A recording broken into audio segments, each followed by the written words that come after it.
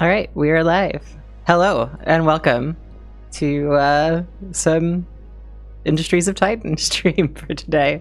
I'm Mel, and I'm here with Antoine and Jared. And would you two like to introduce yourselves? Yeah, hello. It's Antoine speaking. I'm the art director and the voxel artist on the game. Hello, everyone. Hi, I'm Jared. I'm the community intern at Brace Yourself Games. Happy to see everyone here. Yeah. So today we're showing some stuff from the new update, which is full speed ahead update. It's the 12th one, which is crazy. But yeah. Currently, you can see just a little difference in this the overlay here. We're showing kind of mashed both it's just the territory one now that shows kind of the spots you have claimed, but also your control radius. So you can kind of see those two things. And now I like it because I can just oh, that's the ISO patch I start with. Perfect, excellent. Instead of having to guess which one is which. But yeah, there's another detail with that. Player owned and controlled. Yeah, when you start placing, you see there's a pattern on what you control, so that you know where you can place your stuff, and it's not visible by default, so that it doesn't so that the game stays pretty nice, and it's not too much UI, on the screen when you start the game. yeah. And that's always one of the challenges in these complex games, to figure out how much do we want to show at the beginning, or how much just shows natively for someone who's not looking for more information. Yeah. Yeah, it's a big struggle. It takes a lot of my time to try to find the right balance between beautiful and readable, informative, while still looking cool. It's a tough challenge, and there's a lot of UI. It's a complex game, so yeah, not an easy task. Shout outs to Ben as well. Yep. yeah. Ben and Antoine put so much effort into trying to make sure things are as readable as possible. It's crazy. Yeah, you also don't want to hold the hand of the player constantly, so you can't give all information at all time, or else it will be UI constantly on the screen. So yeah, it's a balance. For example, you see the survey results, the flags on top of the runes. It doesn't make the game prettier, but it's necessary information. But one of the optimization we'll have is that they will disappear after a certain timer, so that they appear to give you the information, and after 20 seconds they'll fade away, and you'll have a little dot on top of the runes to remind you that there was they were surveyed, so there's information there, but it will be just a tiny dot. And if you hover or select that rune, the flag will come back and reset the timer. So we're looking forward to improvements like this, but at the moment, with Steam release coming soon, we need to focus on game-breaking stuff, and unfortunately, we can't do all those quality of life right now, but it's on the list. It will be improved constantly. Yeah, so Antoine, it's been a while since you've been on stream, so I think some cool comments from chat about the art direction and the general look and feel. I'm looking forward to seeing some of those, to seeing how you respond. Yep. We have a question from YouTube from William. They say, the first 2 hours of gameplay, I always have a 50% chance of bottlenecking myself with new buildings and power or fuel. Have any tips for William? I think that the more you play, the better you get at it. And in the first playthrough, even everyone, we bottleneck ourselves, either with fuel, either with population, either with credits, either with workers.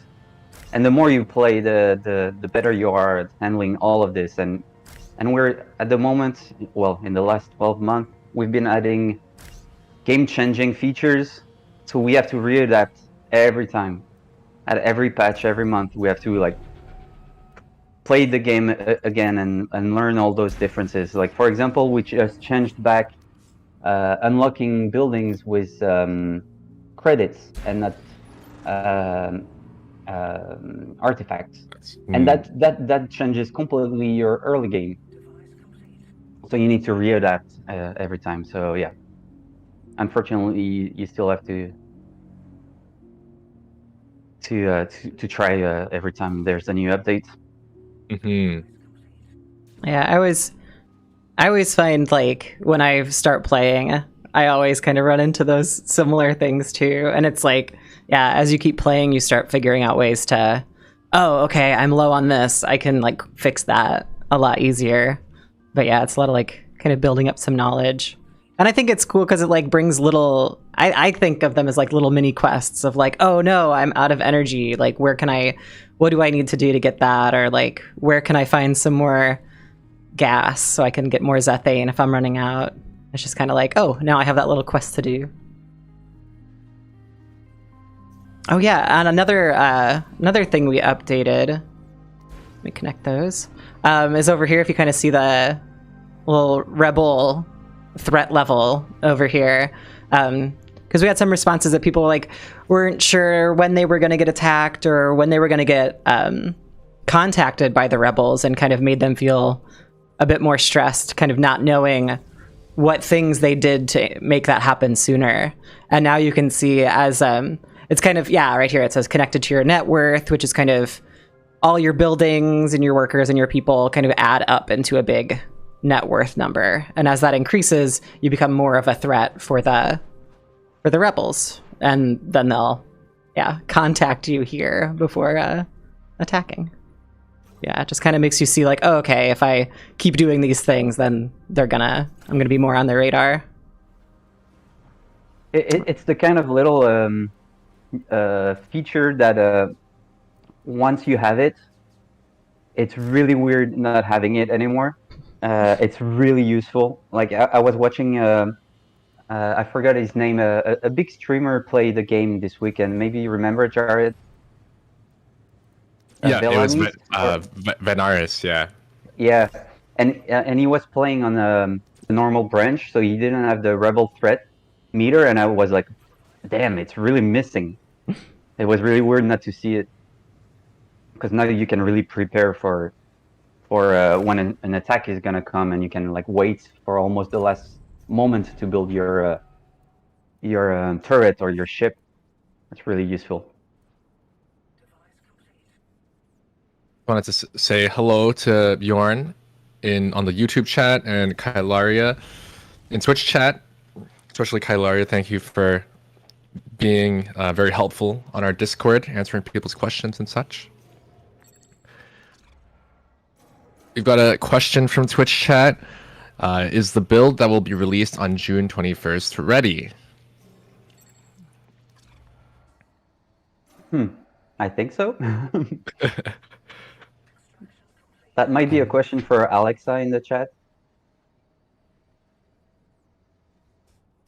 Yeah, no. Peachy perfect. No, smile. It's in progress. Yeah, we are constantly updating and working on, yeah, I guess just updating to make sure that things are like the most stable possible. So if people are playing in early access on Epic before it comes out on Steam, if you have bugs and keep on reporting them, that helps us find what's wrong, and then we can fix that, and then we can launch better on Steam.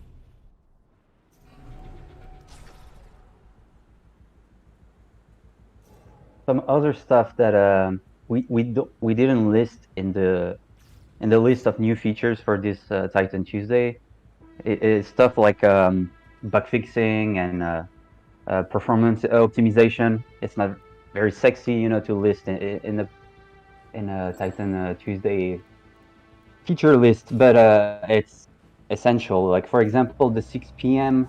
bug, I think is almost completely gone, and it was a big problem in the previous Titan Tuesday update, and so that's a good thing for players now. Hmm. Yeah, that was definitely a bug that was causing a lot of problems for players.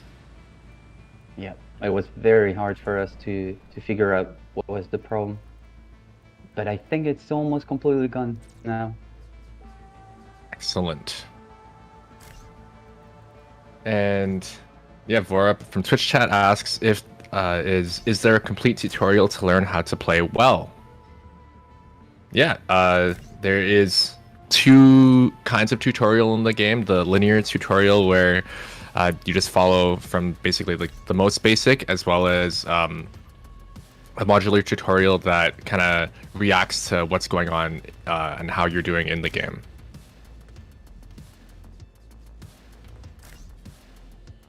And another question: are all languages announced will be available? Yes. Thank you for the question. No, that's good. This is the best time to ask the questions. Yeah, I think we just updated, or tomorrow you'll see on the new roadmap that coming very soon are 10 new languages, 10 localized in beta, and there are more beyond that that we haven't fully confirmed yet. Would you have time to go quickly back to the main menu, Mel, to show the roadmap, Oh yeah. so we can showcase the list of languages that are coming? It's in the coming soon section of the. Oh, nice ferrets. Yeah, sorry. Oh, there we Oh, go. I don't have to say sorry for ferrets. That's you're welcome. View the roadmap. Yeah. Ah, there it is. Yeah, so it's beta. It's still work in progress. You'll be able to see in the game the advancement per language, so how much is done, like 80%, 60%. But most of them are very advanced, at least for that list. Mm-hmm. And there's a few more that will come pretty soon afterwards, like in the next 2 months. We just have a little bit more work to do on them. Mm-hmm. Yeah. So definitely aiming for on the Steam launch to have many, many languages. We know from Steam forums, lots of people asking for Turkish, so that's there. It should be ready in June. Mm-hmm. Thanks, Mel. Yep. Ferret Co. Sorry, yeah, I have ferrets, so I always name my stuff after them. Oh gosh, I'm definitely falling behind on things that I need to be building.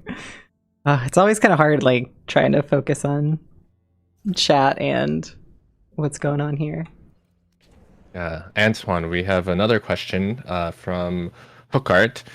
Hello guys, did you start to work on some kind of customization for buildings, like ads and decorations, for example? They love this kind of things in city building games, and keep up the good work, by the way.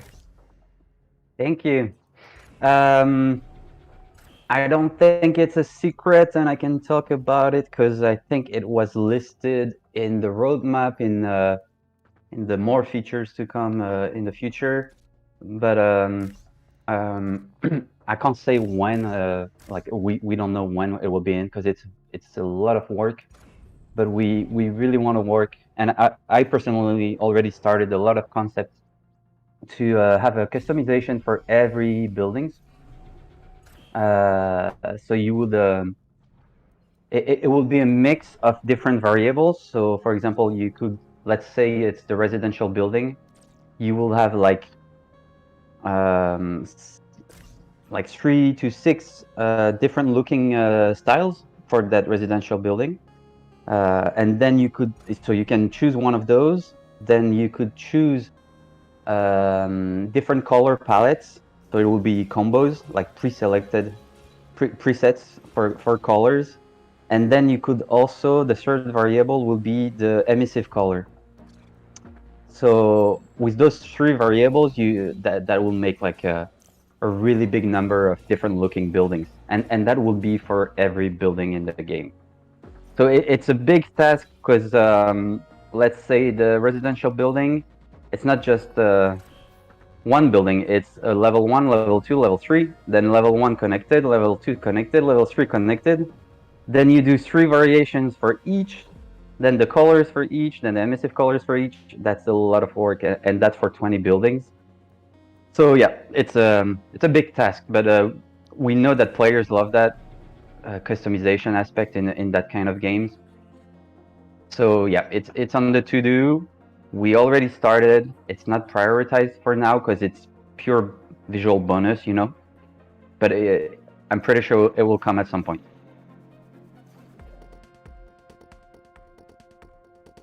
Yeah, and if you want to see Antoine's general voxel art, he posts things related to obviously Industries of Titan, but also some other things he's working on. You can go follow him on Twitter at sir_karma with a C. Yeah, Antoine's a great follow. Really great art coming from his Twitter account for many years now. Thank you. Thank you, but I also want to point out that alpha of the visuals are made by Nick, who has been doing an incredible job. So, for example, what you see on the screen right now, everything that is man-made, like the buildings and ships, that's what I do in voxel. And all the rest, the environment, the world, is made by Nick, and he did an amazing job too. And the two work pretty well together. We're both really happy of how it combines. It's low poly for nature, and voxels for man-made. Yeah, lots of people have talked about the interesting mix between the low poly and the voxel. And yeah, you can also follow Nick on Twitter. Let me just find exactly what his handle is.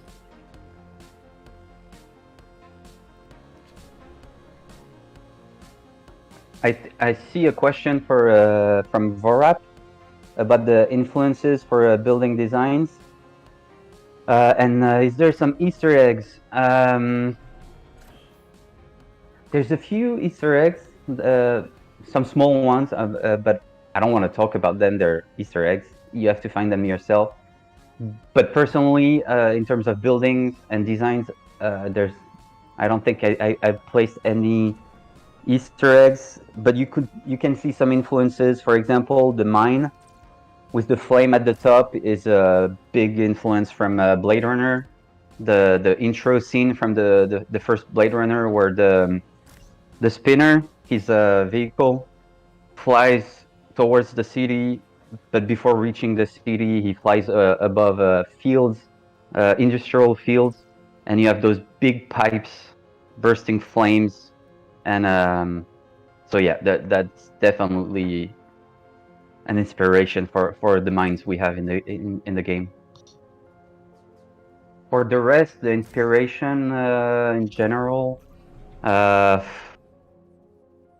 there's a bit of steampunk, a little bit of cyberpunk, a little bit of Art Deco.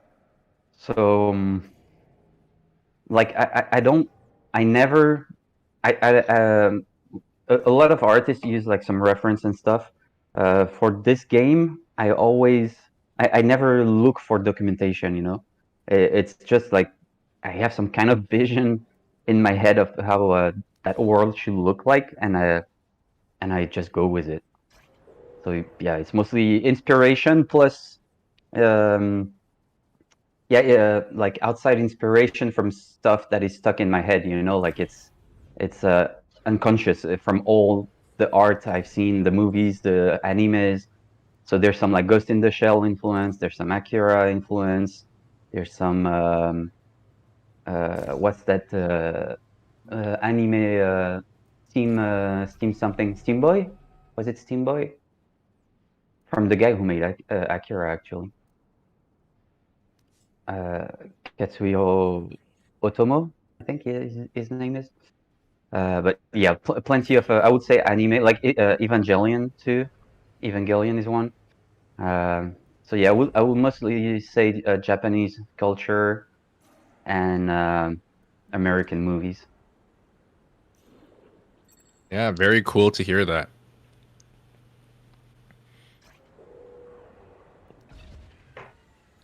Kamel, how's your city going? It's going. I'm figuring it out. I was running low on power for sure, trying to balance that. I know I need to work up on my processing, though I stopped them because I was like running out of good minerals, or I was misusing minerals, so I kind of stopped it. But I need to start that back up again. And I need to work on some level 3s so I can buy those bigger buildings, because I need, just being able to toss a turbine over there would help fix all my Zethane woes.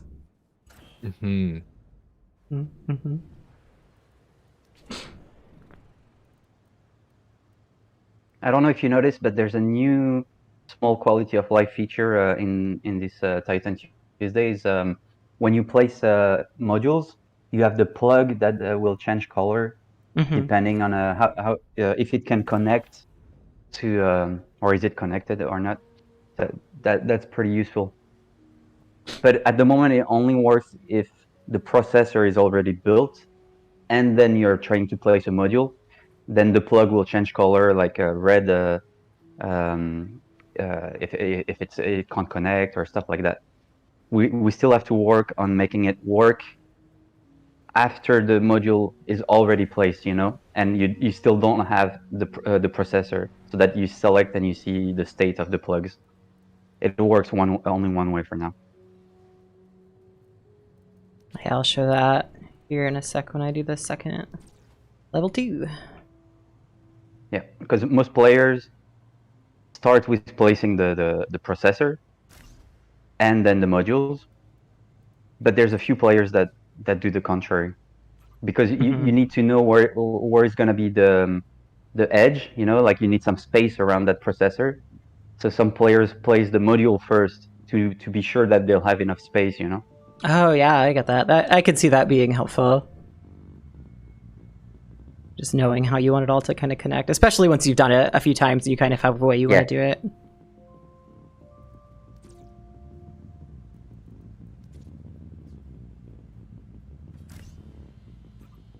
I think the plugs will, those little icons will help a lot, especially for newer players.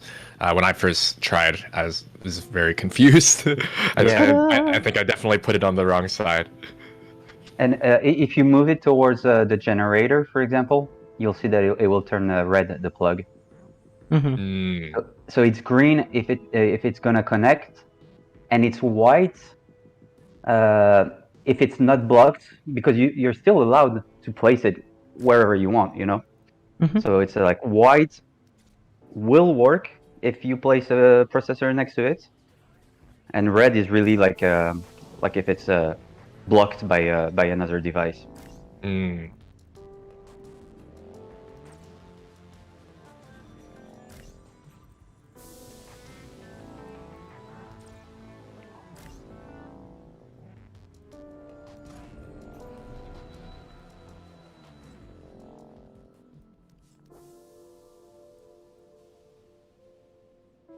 Got a question from Kylaria. Big question. Yeah, I'm not sure about the answer there. I think Andy would be the one to answer that. I think the plan is to have something consistent throughout the game. So like a device, if it has to be manned, it will be like that everywhere in the game, or if it's in a factory or a ship. So like the generator, if it's automatic, it will be automatic everywhere. And if there's a variation of it, then it's not the same device anymore, Like for example, the shield, you have an automatic shield and a manual shield. They're two different devices.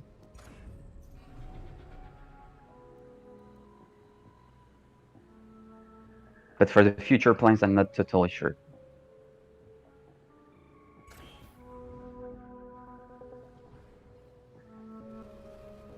I think just going back to the plug UI icons, I know Andy over the past 2 Titan streams has talked about the variable devices like the device shapes from getting artifacts, and I'm like that's definitely the update that I'm most excited for, the feature that I'm most excited for. And I think those plugs will be integral, since now we kind of all know, like, okay, this is the same direction since it's always the same, but then when they can be different, then it'll help a lot. Yeah, and also you will really see the full potential of the factory gameplay when we have the 2.0, because those processor and modules will make, and different connection will make even more sense when we get to the 2.0 version of it. Because for now, you see the size of the processor. You don't have that much flexibility around it. You'll place your 4 modules around it, and that's it, you know. But later on, you'll be able to have like extensions, so you could only plug on one tile some kind of line and place your module further away, and you can like plug 3 modules on that line that will go to the processor, and maybe the lines will connect multiple processors together, or maybe you'll have your output connected to your input of another processor, so you'll have a full chain. And so that will be really interesting when we get there. And the shapes of all those modules will be, well, that's the plan, but will be procedurally generated based on the research that you will do on those artifacts, and you'll gain different types of modules with different variables and different shapes. And that's why you can see at the moment that I designed the modules as there's the input tile with the belt. Then you have in front of it, you have the type of module that it is. And that could be a module, just that, you know, without the things on the side. Those 2 big black things. Those are just fillers, because the shapes will be, it could be like that black filler on the left, and the belt and the center point, and that's it. Or you could have the belt, the center point, and just 2 small black side stuff, not 2 tiles, you know, just 1 tile, so it would be like a T. Or you could have lots of different shapes. That's why they were visually designed like that, so they can be modular, and that will come in future updates. Yeah, that'll be cool. Because right now it's really standard the way that we're making the processors. But then it'll just be, things will be different shape, different sizes, things can connect into each other. That'll be super interesting. And then, it all being kind of procedural, so you're not sure which ones you're going to get. So each time you're making your processors, it's going to be a little different.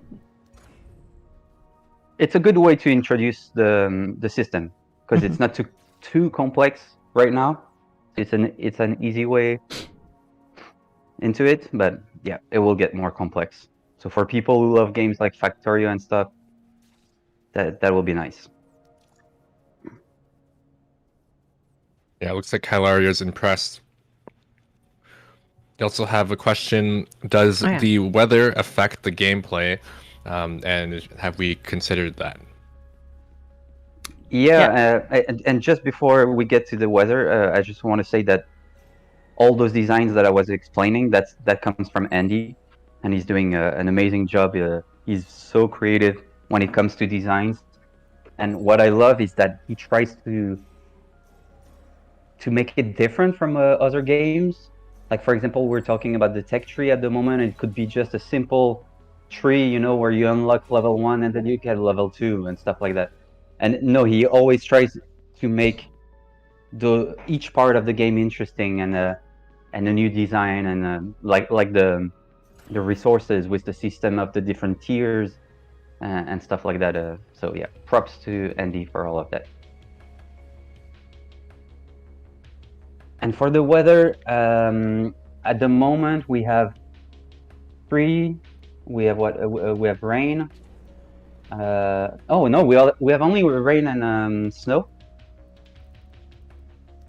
There's a sandstorm that should be coming at some point. It's not in the game at the moment, right? The sandstorms. And they have they have some small impact like pollution is reduced when it's raining. Workers' movement are reduced when it's snowing, and we'll try to add more impact like that later in development, and more weather also. I like those sandstorm emotes. Yeah. Oh no, I've done this horribly wrong. What We song is even- that? Sorry, continue. We even talked at some point of having like a how do you say in English? Do you say meteorological? Is that a word? No. Meteorological? Yeah, I think like a that weather station, you know. yeah, yeah. So we even discussed having a weather station building that could predict or influence the weather. But that will make sense when we have more weathers and they have a bit more impact on the gameplay. Hmm. There's so much potential with the game that we could work on it for 10 years. Yeah, and each of these additional systems like could be added on top.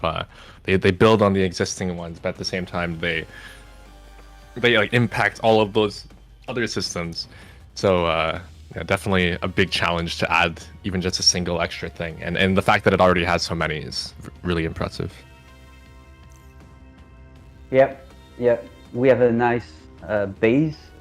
It's solid. Now we can add so much on top of it.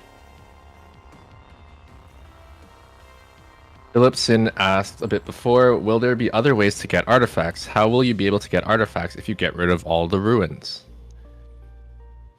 I can't answer that super precisely, but I think if Andy might correct me, but we will introduce not too far in the future a new building. Some of you might have discovered in the map some new runes that are like really big, 2x3.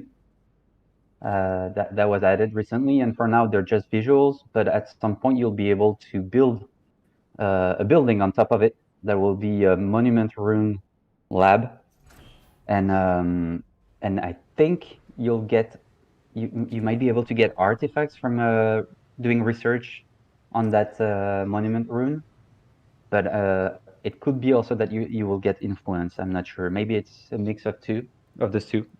I'm not totally sure. And also, yeah, trading with council is always an option.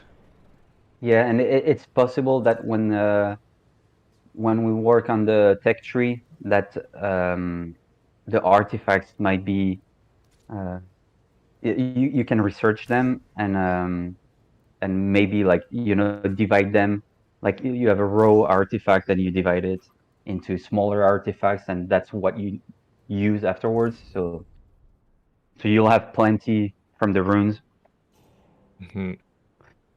But yeah, I'm not sure if at the moment there's if you get rid of all the runes, I don't think there's a way to get extra artifacts except from dealing with the council. Yeah. If anyone is able to have extracted all the ruins, that would be very in a map. I would be very impressed. Yeah, Yeah. that would be intense.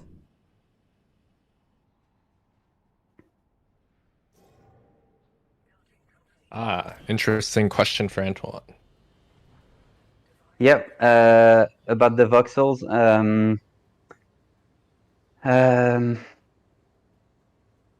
Well, the geometry complexity is not that much of a bottleneck for the performance.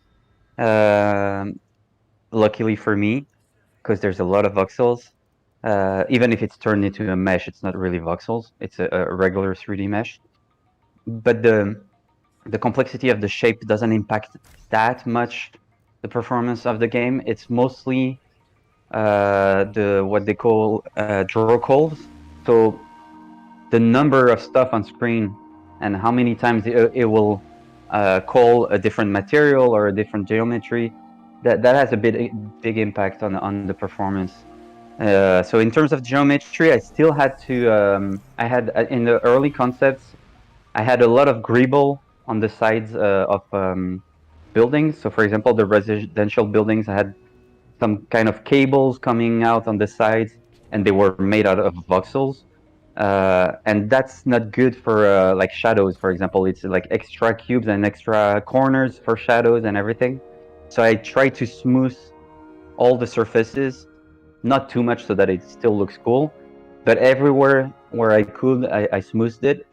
So for example, that cable became a painted line on the side of the wall of the residential building. So it's not it's not like a rectangle anymore, a 3D rectangle on the side. It's just a painted black line on the side. So I had to do a bit of optimization like that, but not too much. So that was good for me and the freedom of creativity I had for the buildings.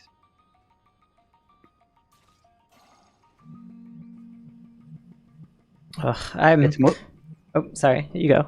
No, go for it. Go for it. I'm just worrying about my city right now.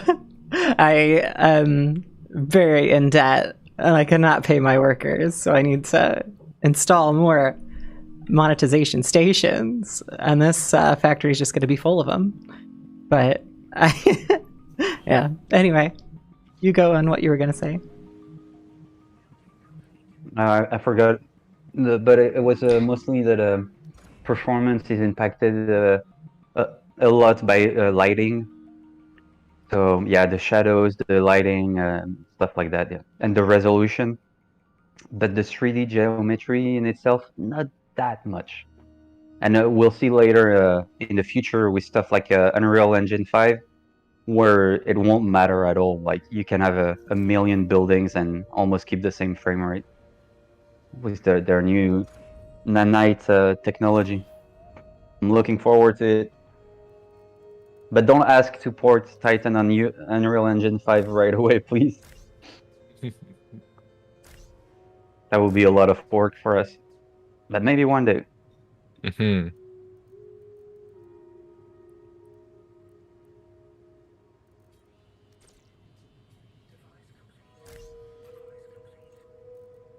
Somehow you're making money moves now. Yeah. Now it's time.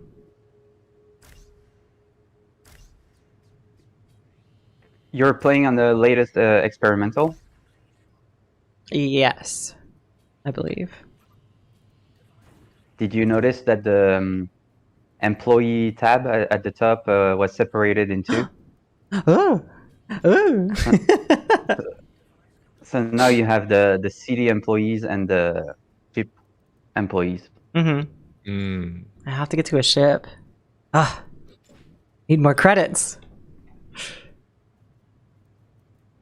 Don't we all? It's a process. Yeah, right.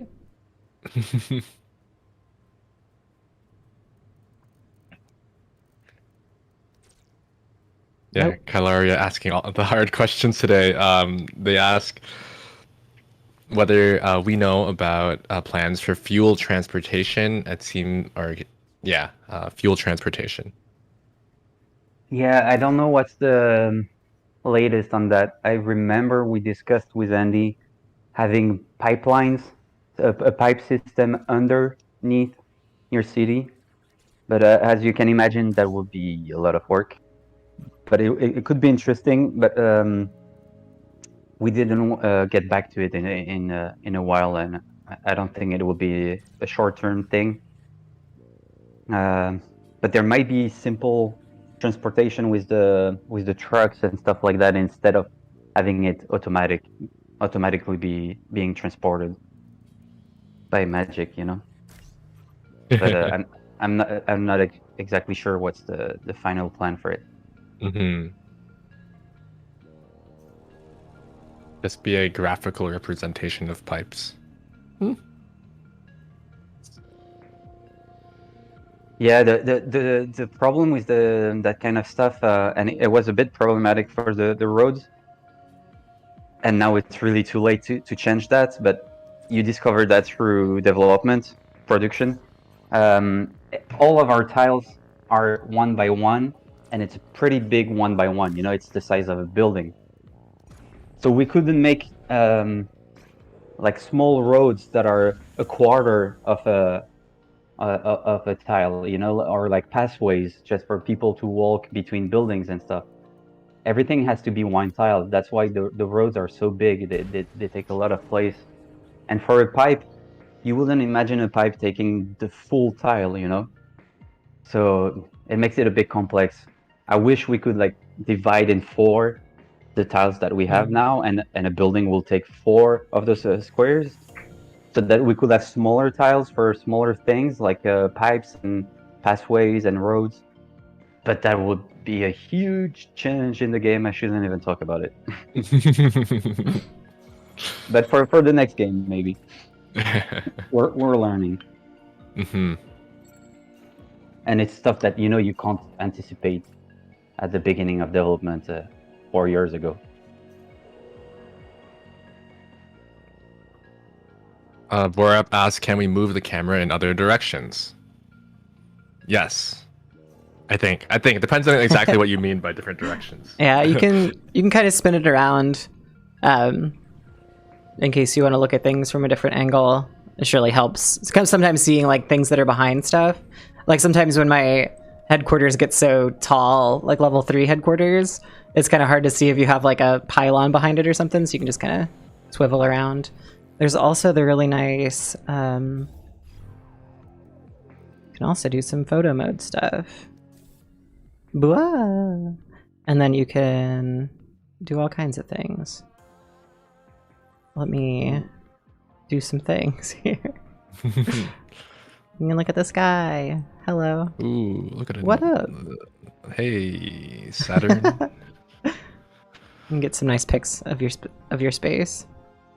Look around the buildings and stuff. So yeah, there's ways you can get some cool screenshots, get some different looks, especially when like the sun rises or something. Game's so pretty. Ooh. Oh. But yeah. Got some sun. As I was talking about it. Yes. But yeah. That's all pretty neat. Yeah, I think rotating the camera is the second thing in the tutorial after move the map, or like move the camera to the left and right. Mm-hmm. It's rotate is the second thing. Yeah, and there's a nice comment from Traco. A building in game reminded me of Tyrell Corp in Blade Runner.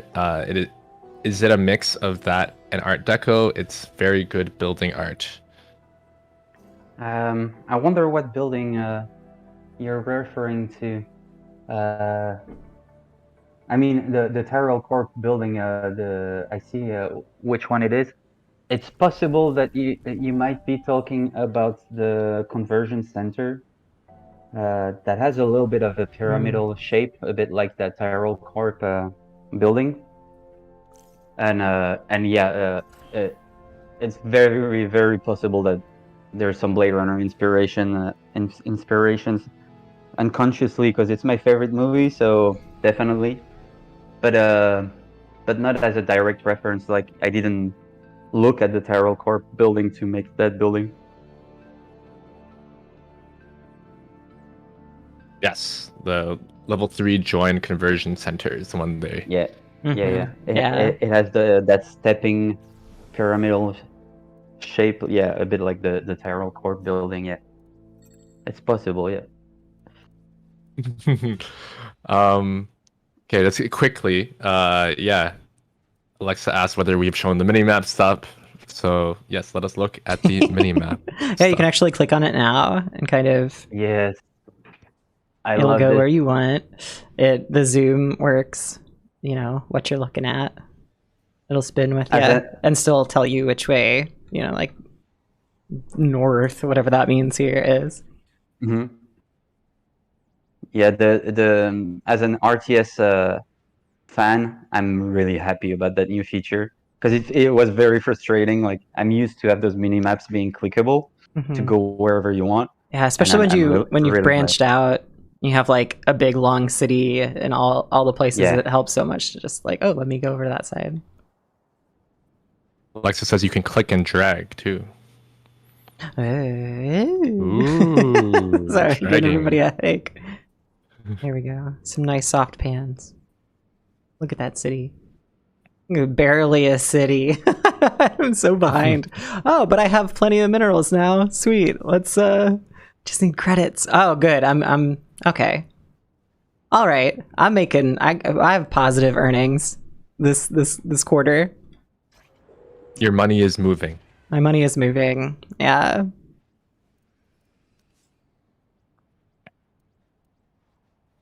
So last week, Itagane said that we briefly discussed the idea of teaching an AI to play Titan. Yeah, Andy talked about it because Itagane brought it up, and they said, hey there, I looked into teaching an AI to play Industries of Titan, but realized that most of the effort would go into processing the GPU's output to build an internal model of the game state. Any chance of some sort of API access in the near future? Ooh.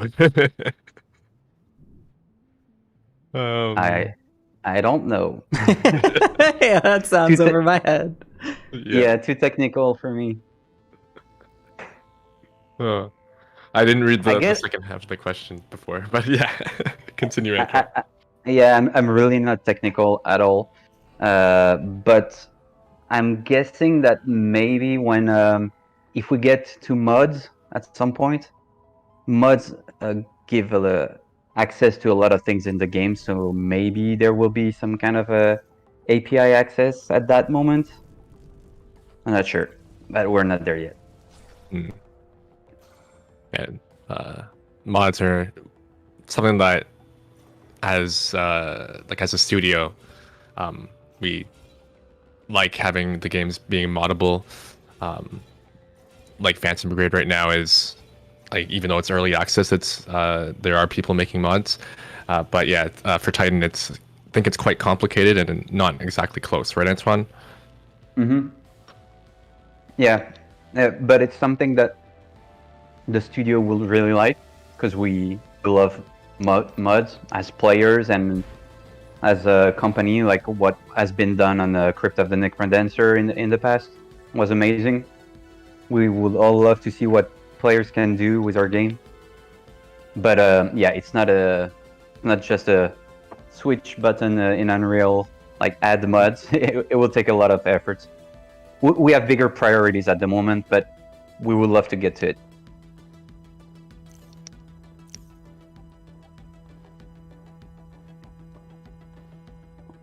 Also have to remember that the core team, people that are every day working on the game, the number is not that big. So we can't do like multiplayer and mods and stuff because we're all working on the basic features every day. So it's a bit hard to ramp up production. That's why it takes a little bit of time, and people have to remember it's a small team. But the amount of work that has been done in the last year is pretty amazing, I think. Yeah, if you haven't seen it yet, on YouTube or the Twitter or Facebook, wherever you follow, we have a new video that just is a quick recap of the 10 first updates over the past year since early access launch. Yeah, it really shows like just how much has been added. I think a lot of people who played the game right when it first launched in early access on Epic, yeah, it is very, very, very different. Like come back now and it's like, whoa, feels like a completely new game. Yeah, and even in that recap, it's like there's only so many things we could show, or it would have been a super long video. So still trying to keep it pretty digestible. But yeah, there's a lot of stuff in there showing like, just, gosh, like from when they added roads, like all the way to all the new stuff, photo mode, like how much the visuals have changed, much less like processors. It's like a whole other system. It's been crazy to see. Because Ships. yeah, all the ships and stuff. Because I edited that video. I do like video editing stuff here. So it's just crazy to see everything come together and kind of be on the side, like watching and like cheering on all the cool work that's happening.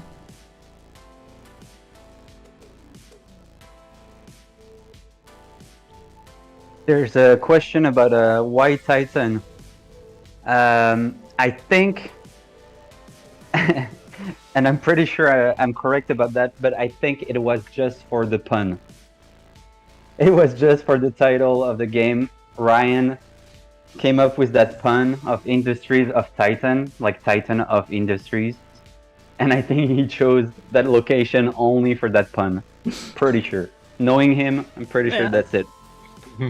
That's gotta be. Yeah, Marlon agrees. So yeah, yeah. My friends keep on calling it the other way around. Titan of industry. Yeah. Mm-hmm. Yeah. There's a bit more discussion in chat about pipes. YouTube comments, Thomas. Why not pipes underground? Make it another layer with a tiny indicator for tiles that are not built up that contain pipes. Yeah, I think it's kind of similar things to what Antoine was already saying. Just having like a whole other system, possible, and something that I'm sure the team would want to have, but one system at a time. Yeah, exactly. But yeah, it will be something in like similar to what you just said, Traco. But yeah, there's lots to do. So many systems and yeah, lots to do. Bring me my money. So close. I'm gonna buy an office space. Yes. Come on. Yes. I mistakenly, I was like picking because you start with like 4,000 credits and that lets you kind of unlock these different buildings, and I just maybe didn't make the best decisions sometimes for how I play. So I've been a little hobbled trying to. I get so used to just having like residential and office buildings. I don't have to worry about like making these little home factories. Look at them, good workers. Good, yes. Oh, It's not the easiest game to stream because you make a lot of mistakes and you're not proud of what you're showing. yeah. Like look at my factory; it's full of waste. Mm-hmm. But yeah, trying my best. Doing what I can.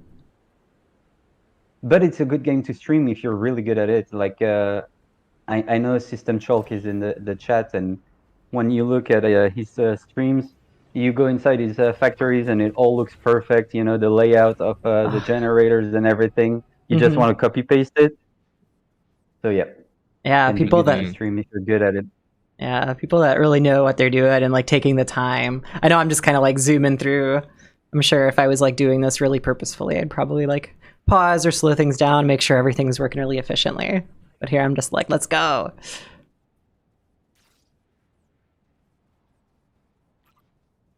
In this update, we've also got some at least one new ship thing, right? So trying to get to ships so we can show it. It's true. That's true. So much. Here. Oh, dang it. Why do we have to pay people? Ugh. Now it's leisure time. No. I'll have to wait. Yeah, I'll just unlock Shipyard next, probably. System Shock says, regrettably, the council denied me a patent on my factory design, so the layouts are copy-pastable. I think it's in our to-do list also to be able to copy-paste or save layouts of interiors and ships too, so that you can like do it once, save it, and place it again another time in a different ship or a different factory. But yeah, not there yet. That's definitely a quality of life thing that we know quite a few people have asked for. The blueprints. Well, what we added since is quality of life options like disable all or dismantle all. If you select a building in your city view, you have a copy option so that you can easily place it somewhere else. Might be only on single buildings. Mm-hmm. So yeah, there's some improvements, but not yet the whole system of blueprints saved and loaded. But yeah, it makes total sense. So at some point we'll get to it. Now, System Shulk was asking about nanite. Nanite, for those who don't know, is one of the new technologies from the Unreal Engine 5 that allows to have lots of 3D assets without a much impact on performance, and no LODs, so no level of details, different level of details. You can just have the same model wherever you are. And so we didn't try that yet for Titan, but just for info, I tested the Unreal Engine 5 beta this weekend, and I just placed a few buildings from Titan in it. And it looks really cool because Unreal Engine 5 allows to have all the emissive parts of a building emit real light. So it looks gorgeous. At the moment, you see like on the office, the windows, they're emissive. So they look yellow, but they don't project a yellow light, you know? So if you have a building in front, it won't be yellow because the windows are yellow. But in Unreal Engine 5, it would.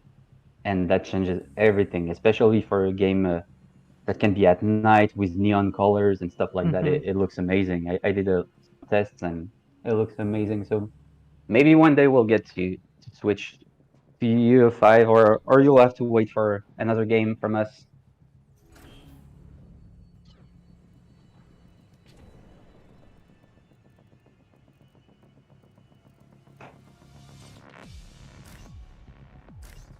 Also, Unreal Engine 5 might allow us to have way bigger maps, since you can render a lot of assets.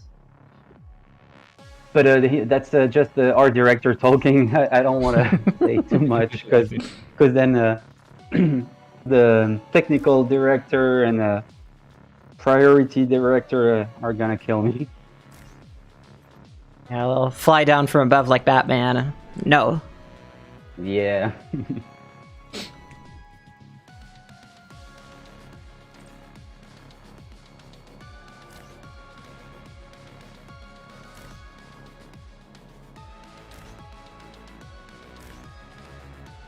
Can you imagine living in the habitat pods or like working in like such cramped quarters?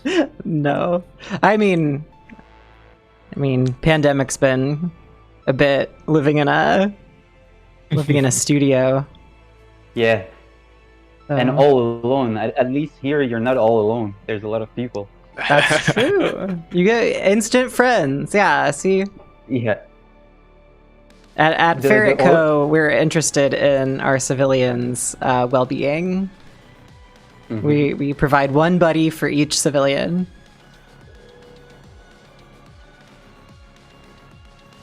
That will actually matter when we introduce the happiness feature.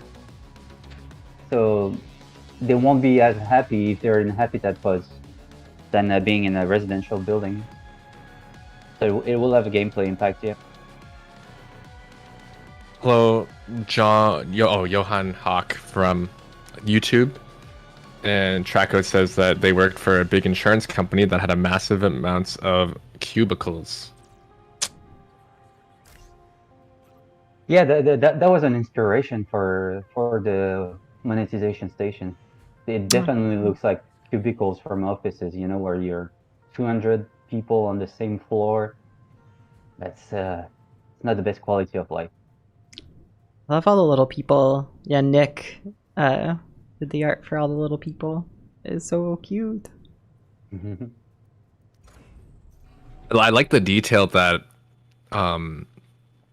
they like all the little walls around. And then personally, like I think I've only really worked in or recently I've mainly been working in offices, open concept offices.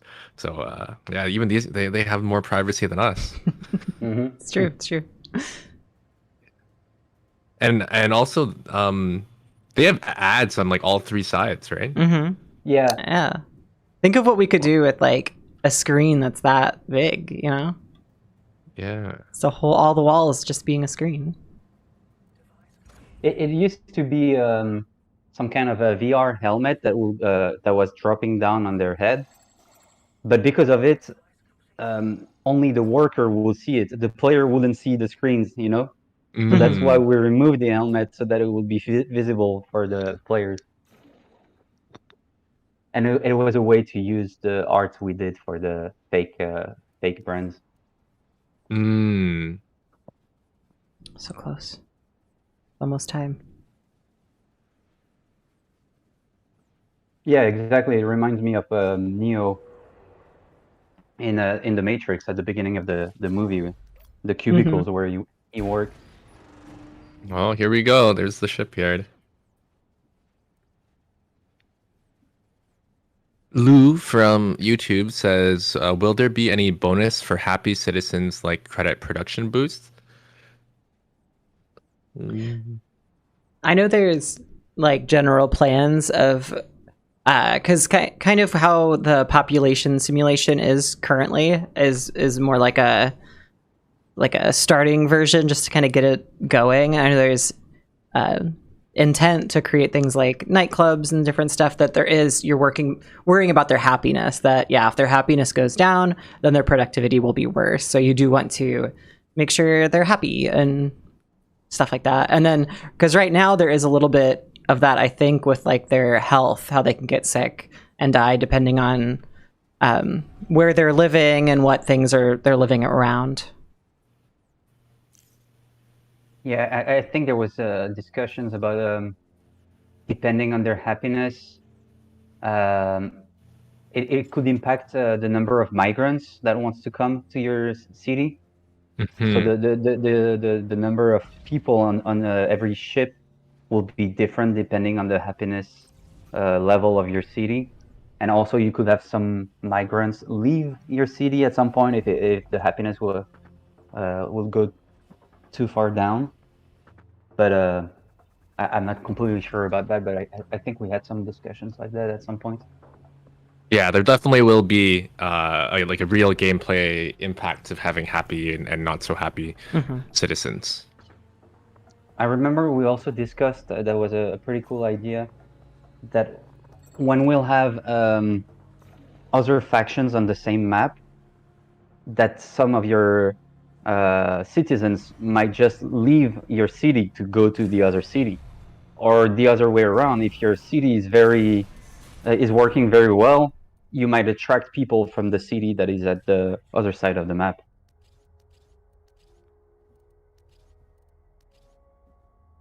So you will really be competing with the other factions.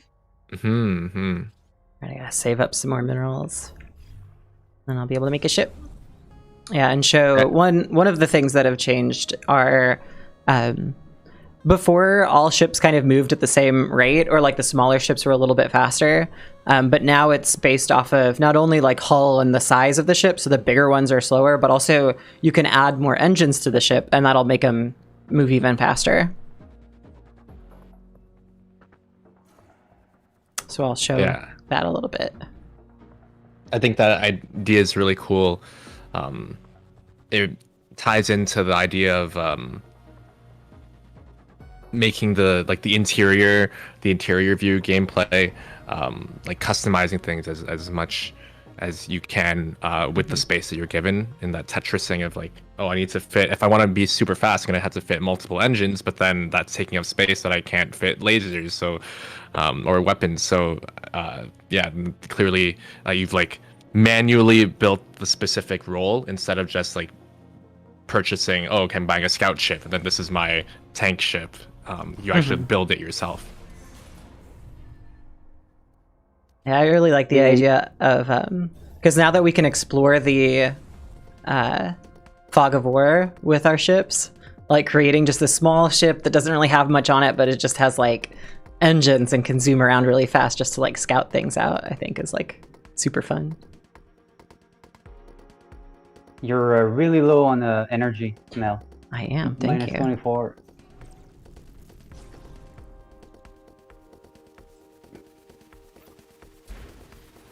Hilaria is also letting you know. Oh, it's maybe because you're just upgrading your first power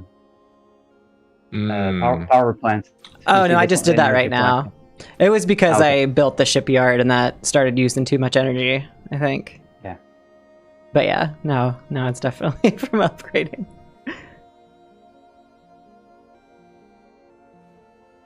Thanks for pointing that out.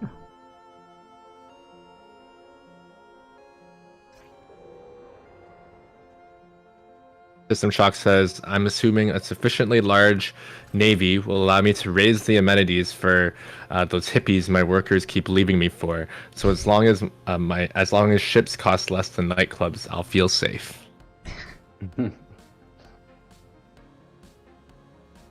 So Antoine, while the shipyard gets, or it's already built, but while we are waiting to look at ships, I wanted to ask you about how you got started on Industries of Titan. I think it's a pretty fun story. So I joined 4 years ago, and before that I was not into the video game industry. I used to be a consultant in web marketing for 10 years, and I didn't go to art school or did anything connected to art. It's just that in 2015, something like that, I discovered Magica Voxel, and it was a free software. It's a voxel modeling tool for people who don't know, and it was free, and I tested it, and I enjoyed it. It was like playing with Legos, but in 3D. And I posted it on my Twitter. I had like 100 followers back then, and I got like 5 likes, and I was super happy. I was like, whoa, it's very successful. So I kept going, and I did this that voxel art constantly, like all my free time. On the weekends, at night, I was playing with those voxels. My partner was not super happy about it, but she was very supportive. I have to thank her for that, because she allowed me to make my childhood dream come true. So I'm very grateful for that. You know, it's success is not only about talent or anything. It's about luck. It's being surrounded by the right people. It's timing. It's it's a lot of things, and I feel grateful for that. And my partner being supportive is one of those. And anyway, so yeah, I kept making concept art in voxel art on Twitter, and it just grew to the point I even made one day that had like 30,000 likes. It was like #1 on Reddit, first rank and stuff, and it was quite amazing. And it caught the eye of Ryan Clark, our boss, and he proposed me to work on concepts for his future game. It was not called Industries of Titan back then. And I did a few concept art every 3 months. Like I did one, and in total I did 3. And every time he asked me to join, he was like, "You don't want to be full time and work for us." And back then I was living in Paris, in France. I had a career. It was a tough move to make, and then he has to last time on the last concept art, and for personal reasons, I won't go into detail, but I thought it was a good moment to take the risk and change my life and come to Canada and work on video games. And now it's been 4 years that I'm in Vancouver with all of you. Yeah. But yeah, no art Really before awesome. that. Yeah, I was in web marketing, and I started working on video games at age 34. So always possible. But you played, or Yeah, you played games growing up or throughout Yeah, life. yeah, yeah, Right, yeah, yeah. Video games were always my passion, and I had a Nintendo Entertainment System when I was 6 year old, and since then I never stopped playing. And yeah, it was a dream of mine to work in the video game industry, but it felt like unreachable dream, you know. Mm. So yeah, it was quite weird. Mm.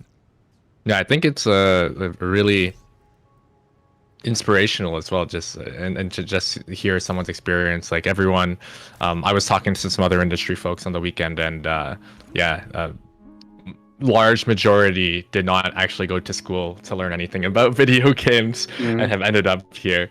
But I also didn't know that you only had like just started or like quite like you learned and got so good at the voxel art that quickly. I didn't realize. Yeah, well, if I can give a tip,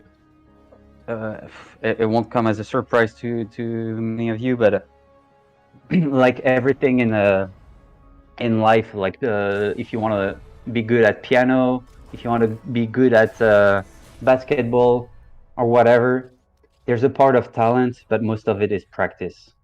Just doing it a lot, a lot, a lot, a lot, over and over again.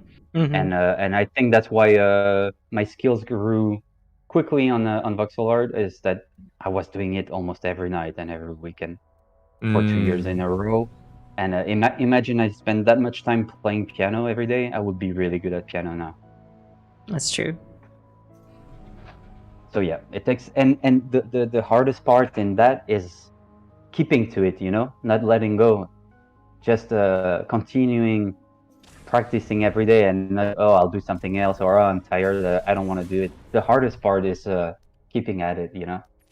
It's like when you Hmm. exercise or stuff like that, it's easy the first week, and then at some point you lose motivation. I was Hmm. lucky that the motivation for me came from Twitter, because every time I was posting something, I was getting more likes, so it pushed me to continue. Otherwise, I think I would not have continued without an audience, you know. Hmm. Yeah, that was a great aspect of Twitter. Twitter can be good from time to time. I know it's hard to believe, but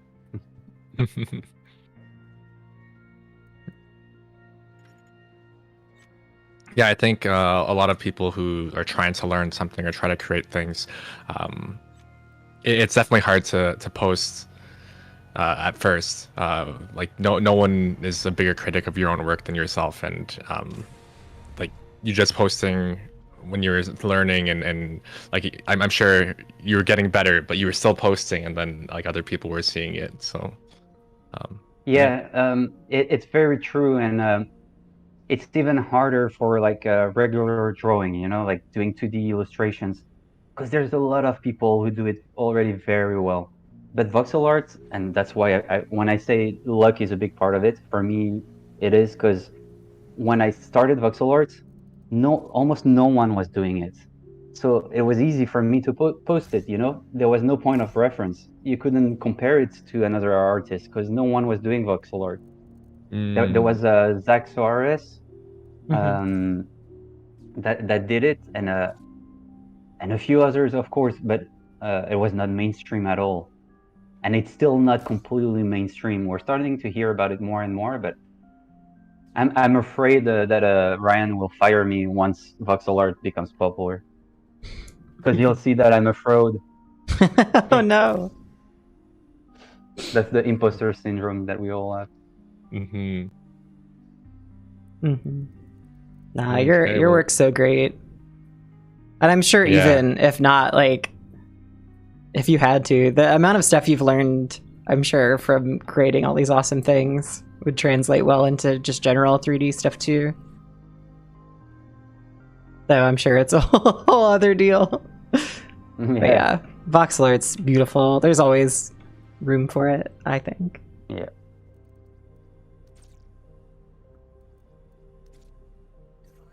Okay, so here's the ship, the first ship.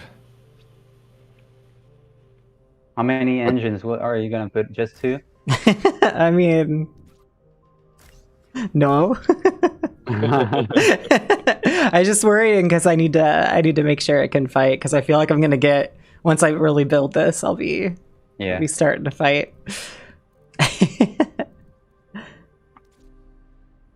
Hi, EE in the YouTube chat. We have Antoine L'Entrevue here, the arts director on Industries of Titan. So if anyone has questions, especially about art and inspiration, then and visual inspiration, then now is the time. You could also we have a excellent developer interview with Antoine on YouTube.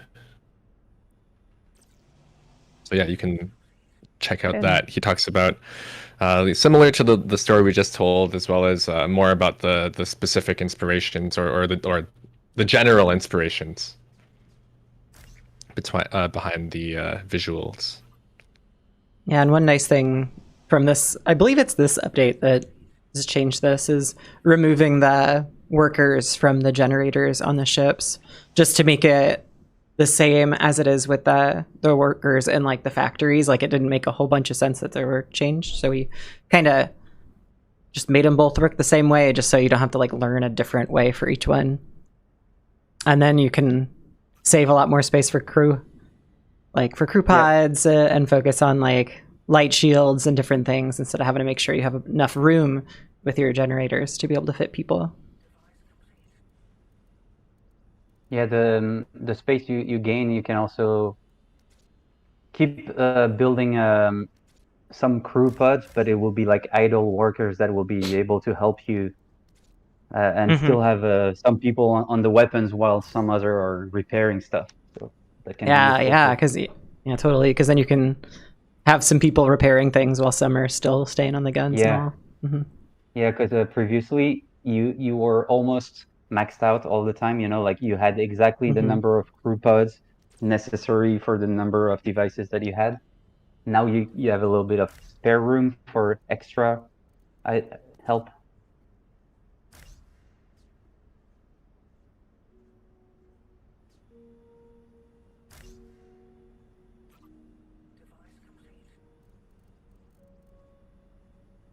Oh, life support.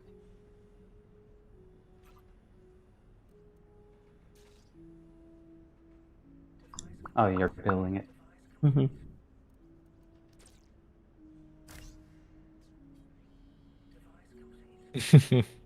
Now, some of the issue is that if the thing does get into a fight, they won't be able to repair those ones in the back, but it'll be fine. Just run away. Yeah. They're I'll fast zoom so much faster than them. All right. Spikles is asking if there's any other voxel artists or games that you're excited about right now. I just mentioned Zaxaurus, and he's a good friend now. He was very helpful when I started voxel art. He was already on the scene and part of the game dev scene. And he's working with Chucklefish. And his studio is called Bunny Hub Games. No, do you remember how they call hoodies in Canada? I think that's the name of their studio. You know, Bunny something. Bunny Hug. Yeah, I think. Thanks, Marlon. I think they're. Wait, let me check on Twitter. Exact. Yeah, thanks, Ryan. Yeah, that's it. It's a Bunny Hug Games. You can check it out on Twitter. And they're working on a game called Moon Glow Bay. And he's doing it with his partner, Lou, which is a really talented 2D artist. So he works on the voxels, and Lou like paints them, and it looks really good. It's a good mix of pixel art and voxel art. You can check that out, Moon Glow Bay. Let me post the link in the chat.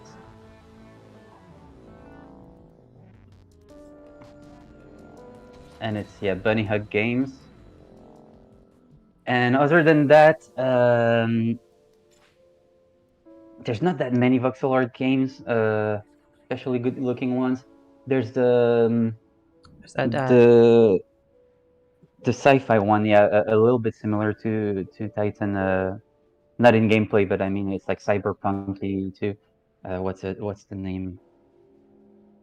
And voxels. Damn, I know the is it guy like the working on Cloud it. Taxi one or something like that? Cloud Punk. This Cloudpunk, one, yes. yeah, this one is pretty cool. It's a little bit different approach to voxel art because it's first-person view, so you get really close to the voxels. I personally prefer when the camera stays a bit distant because then it doesn't look too much like little cubes. That's why we have a limitation on the zoom in the game. I like big scales like that. So yeah, when you fly in the city in the Cloudpunk, you get closer to them. Oh, that's a ship. That's a speedy boy. That's a speedy boy. Yeah, four engines on the smallest one. Ah, run away! Oh gosh. Get out of there. Wow, it actually looks. Yeah. Oh, okay. I really like the UI for moving around the ship. And Yeah, the that's line. new. Yeah, or at least for me. Yeah. Sorry, Antoine, you were saying? Aaron made those changes recently. It looks really cool. And if you notice, it's it's a little bit like pixel art, voxel art too. The circle is not a perfect circle. It uses, like, if it was voxel, it would be looking like that if you make a circle. So that's pretty cool. We try to stay consistent throughout the game. Yeah. Tiny detail, but. And yeah, what I was gonna say, last a good game is in voxel is Teardown. Yeah, Teardown. It's technically very impressive, and they just hired a new art director that is a good friend of mine and my favorite voxel artist. It's John Kearney. He was working on his own game and finally he stopped, and he was hired as an art director recently on the Teardown. So that's really good for the future of Teardown. That looks amazing already. Especially technically. Yeah, I was looking around for some unique. Here's a large ruin here that takes up 2 squares. There's some bigger ones too. I want to try to see if I can find some. I'm gonna go to the end of the map to can show how big the map is.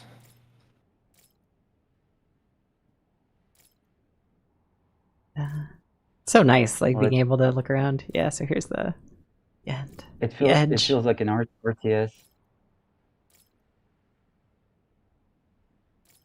Let's see if you can spot a monument ruin. Oh, there's another large ruin there. That's a large one, but not a monument. There is also talk about how it would also be nice to. Oh, there's a large. Just another one. Just a new big. Is that thing Crevasse. crack? Yeah. Yeah, not a crevasse. There's other things like crevasses. But there's also been there's bad guys. Talk about letting there be things on the ship that you can build that will increase its like vision radius. So then you could really make like a little scout that's just engines and some of those so that you can like see super far. Oh, here's another large ruin. Those ruins are so cool. Let's see if there's that extra big one somewhere.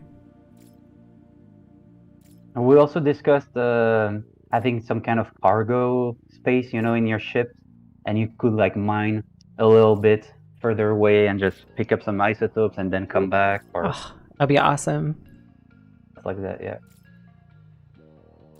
Or drop your waste somewhere else, pick it up in your city and drop it somewhere else.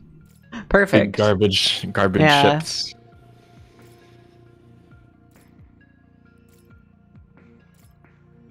Has QA been holding internal races to see how many engines they can cram into a single ship and do laps around the map? I have been screaming that I want a Titan Racing League, and everyone has to like make their own ship and see which one can like. I don't know. I want to like set up some gauntlet of like rebel turrets and just everyone like I think it'd be fun, like submit different ship designs to try to like make it through the gauntlet, but like not only be fastest but also not explode. I think would be really fun. Titan Racing League. Dang, now I want to do that. I would be think in. it's gonna be nerfed down though.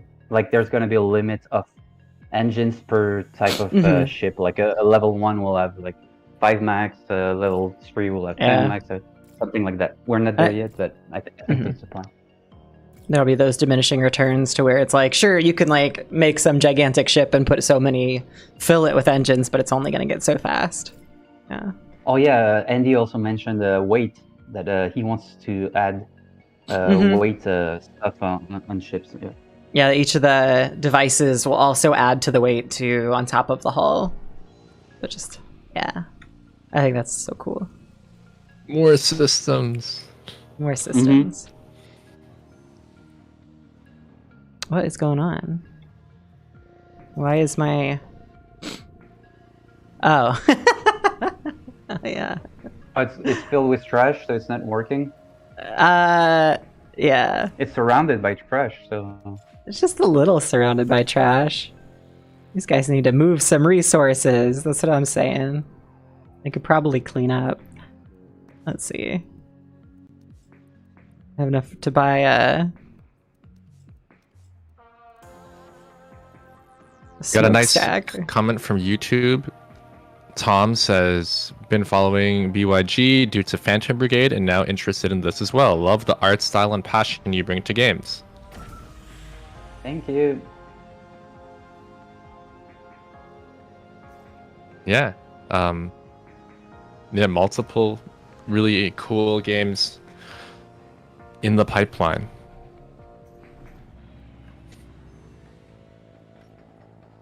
I love how different our games are at Brace Yourself.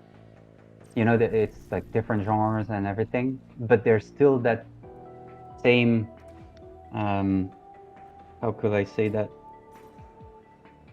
We're trying to have games with systems that are mixing genres and trying to be unique. And you can find that in the Crypt of the Necrodancer, Cadence, Phantom Brigade, Titan. So even if they look very different, there's a similar spirit or vibe to it.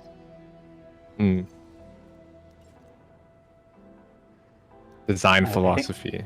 Yeah, exactly. And I think you can feel that when you play all of our games. You wouldn't see the brand Brace Yourself by like, oh, we only do race games or we only do RTS, but you can feel the brand through that design philosophy.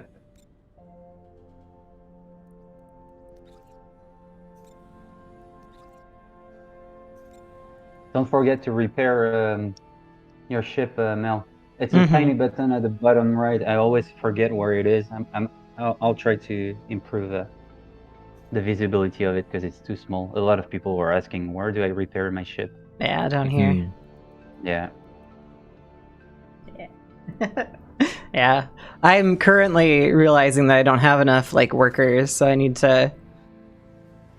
Putting 3 of them on my ship only made everything happen slower.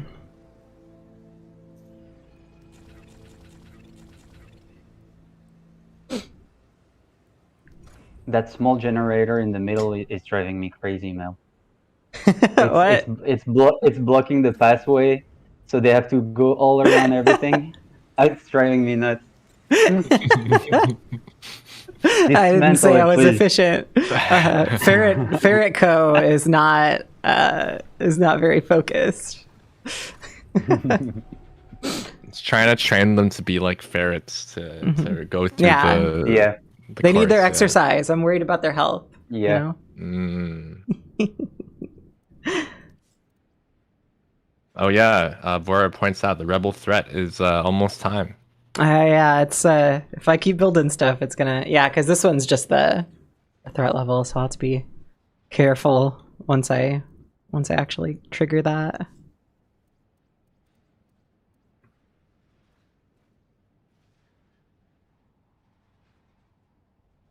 I know some people who are new to learning about Titan, they may not know about the various game modes.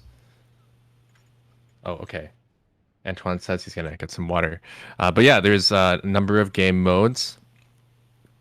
There is the Zen mode, which doesn't have rebel attacks. So if you just want to build and like just focus on managing your own economy without having to worry about defense or rebels, you can play that. There's also the timed contract mode, which is exciting because it is almost like a little competitive mode where you have a very limited number of Titan days to try to increase your net worth as much as possible.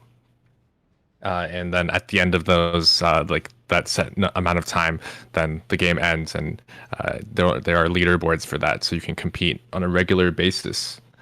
And there is the, I guess, standard mode where I guess like the main quote mission is to eliminate the rebels, the 4 rebel bases on the map. And once you do that, then it's pretty much free form, and you can build out your the entire map if you can get that far.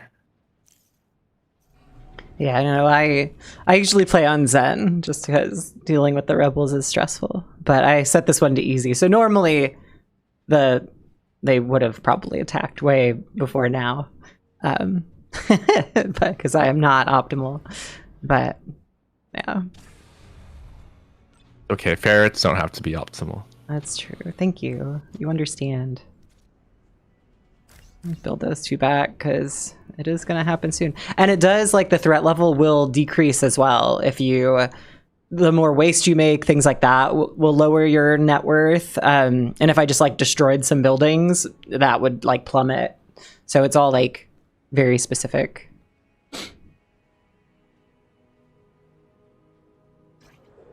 Oh my gosh, I could have.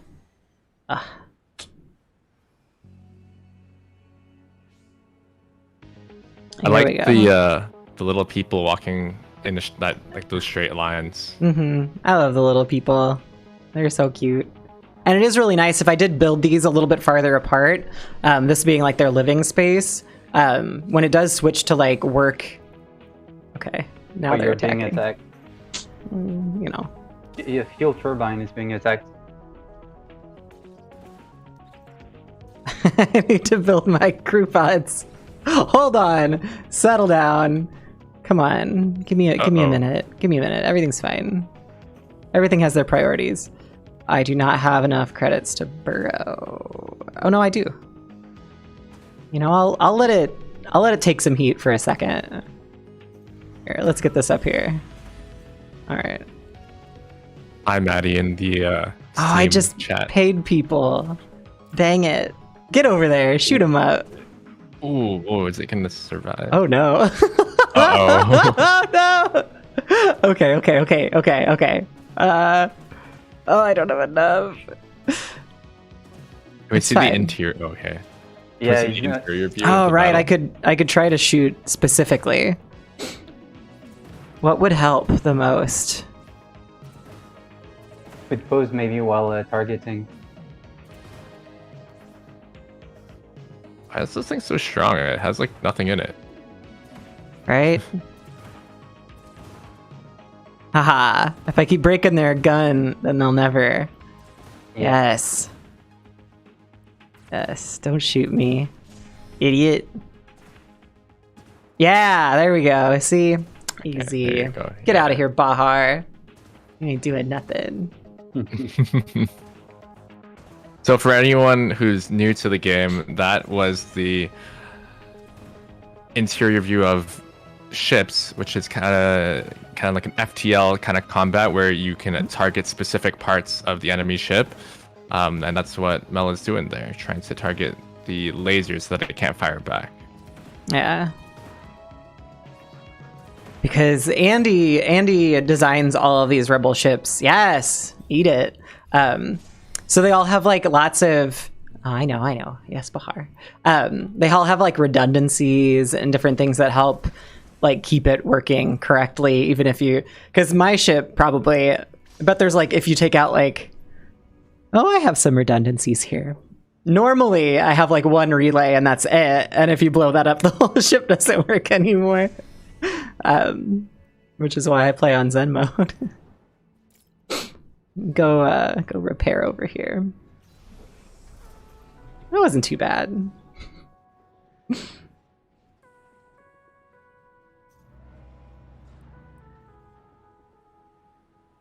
Right. Was there other stuff specifically we wanted to show? I can't remember. You showed the new territory overlay now merged with the command.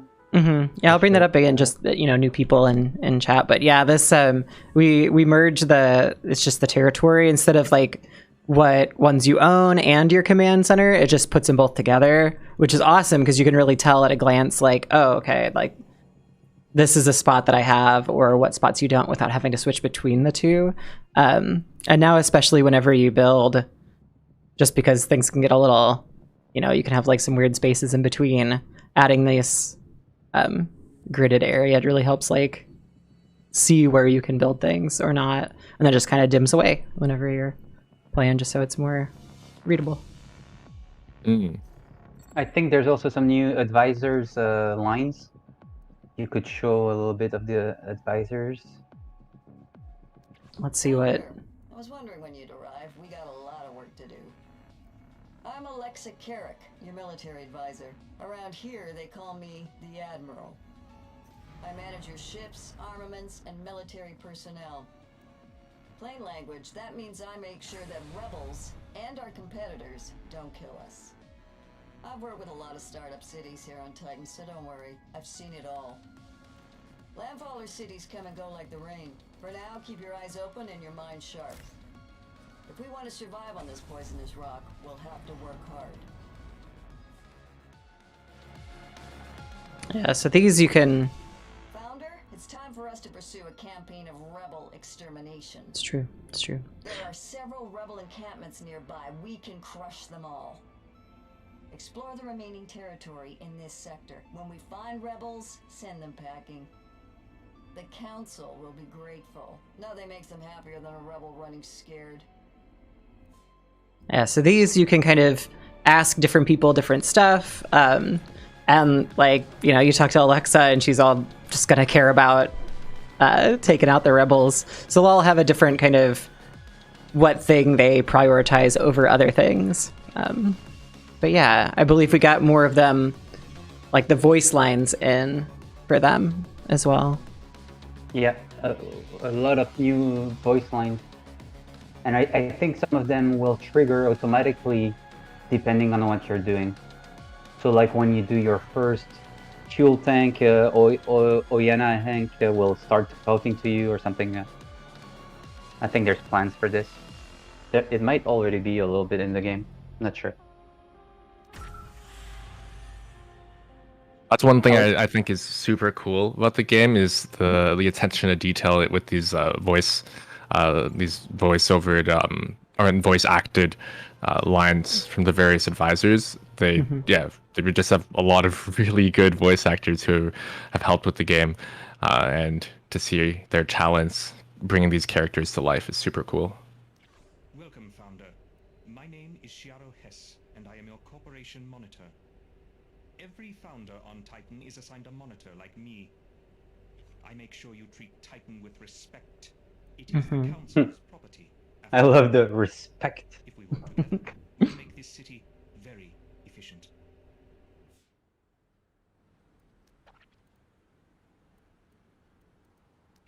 Founder, you may have noticed that there are several patches of resource-rich land near your territory. Surface-level minerals and isotopes require no special equipment to harvest. This makes them the best choice for a new city. You should claim this land from the council as soon as possible. I was checking the patch notes and I just learned something. Your influence maximum can now be increased by destroying or dismantling a rebel HQ. I didn't know about that.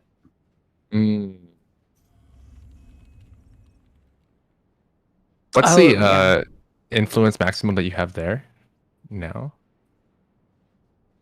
Is it 100 on the one you like your game right now? The influence maximum? If Oh. you click on the console tab. Oh, not unlocked. Oh, it doesn't say.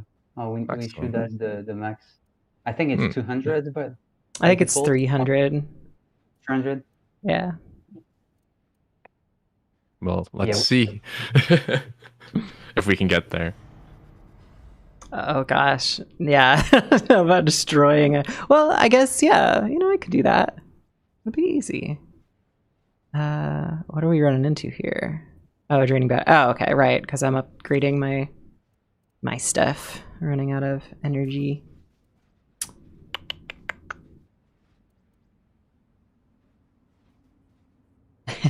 The patch notes give it, and the patch notes take it away. It's true. It's Yeah, all true. I'm pretty sure it's 100. The change makes it 100 to start, and then each time you eliminate a rebel camp, then you gain a 50 to your maximum. Hell yeah.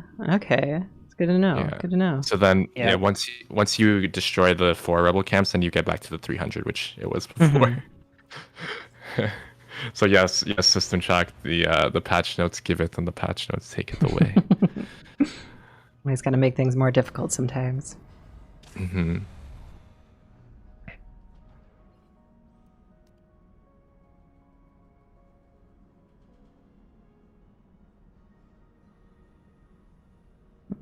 What is...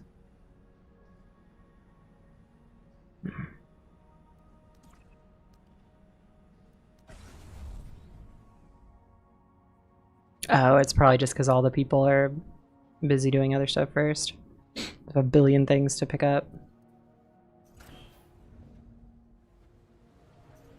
So does this imply that the high risk, high reward strat produces more overall influence, or is there an overall cap? Not too sure what you mean by that question. I think that on the high risk, high reward, there's more camps, so the maximum influence must be higher. Oh, okay. If you have like 3 camps, it will be 300. If you have 5 camps, 500. Or is there a cap? Like it will always be 500 maximum. Even if there's 10 camps. And I don't have the answer for that.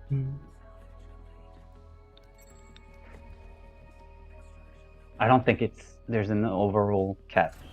So I think it's like 15 camps, 1500 influence, or something like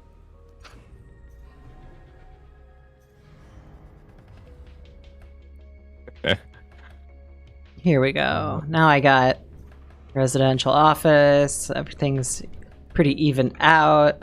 I feel like things are working up pretty well. I feel like, well, my issue is that since I'm typically when I play this game like for work, I'm setting things up to take video footage for those like those update videos and different things that we're doing there.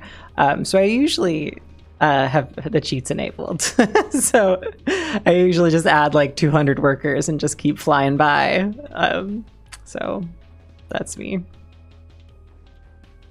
But sometimes when I have to do it all again, I kind of lose my train of thought on how I'm supposed to be doing this. Yeah, same. Oh no. Hurry up.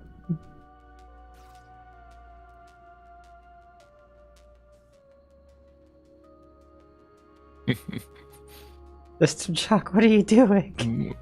I think he bugged. System Shock, you bugged. Yeah, the system is bugged. Here we go. Someone turn green. Restart, gotta reboot, turn it off and on again. There we go. All green, all's well. Oh, I just noticed. I just understood what System Shock was doing. Yeah. He was doing it, splitting his question over 3 different platforms. So he was on YouTube chat, on Twitch chat, putting one word on each, so that it will make a sentence in the stream. Well done. Yeah, also on Steam, but Steam doesn't show up on the Ustream. on Twitch. Yeah, I'll read it. Can you read questions submitted one word at a time? See, I what I can see from here is just the Twitch and the YouTube chat. So I can read questions one word a time. All right, ship's ready. Let's launch this puppy. Oh, I wanted to ask Antoine, what's your favorite ship design in the game? Could you show the ship selection screen? Yeah. Perfect. Let me guess. The big. Yeah. Can you zoom out a bit in the center of the screen? Is there a zoom? I'm not There sure. is not a zoom. No. Oh, there used to be then. Okay, I need to put that back in. I really like that one, the one you were the level 2 one, because it's one of the earliest that I made, so I'm like attached to it. But I really like the 4th level one. Yeah, this one. Yeah. Yeah. Cool. I like its shape, how it's vertical instead of completely horizontal, but it still has the shape of a ship.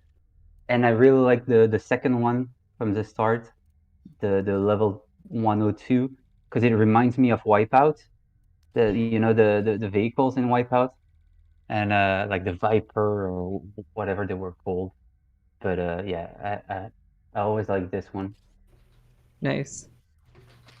What's your favorite big one? I like the level 2, number 4, just above. It reminds me a little bit of a TIE fighter, with the center part and then the wings on the side. Yeah, this one's awesome. And for the level 3, I like the second one because it reminds me of. Wait, I know the name in French, but I don't know in English. Well, actually, in Japanese, it's Grandizer, I think. Is it Grandizer? Yeah, Grandizer. Do you know the anime Grandizer from the 70s? It's a big robot with a guy entering the robot, to pilot him. So, but it's one of the first animes to do that. It's really an old one, and it was very popular in France. And that robot can also be a ship, and it has that circular shape like this a little bit, like flat, like a UFO a bit style. And yeah, when I see this one, it reminds me of that TV show anime, and I grew up watching it. So Grandizer, UFO robot Grandizer, it was called.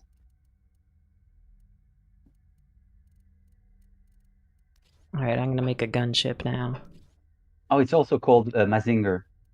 Some people might know it as Mazinger. Anyways.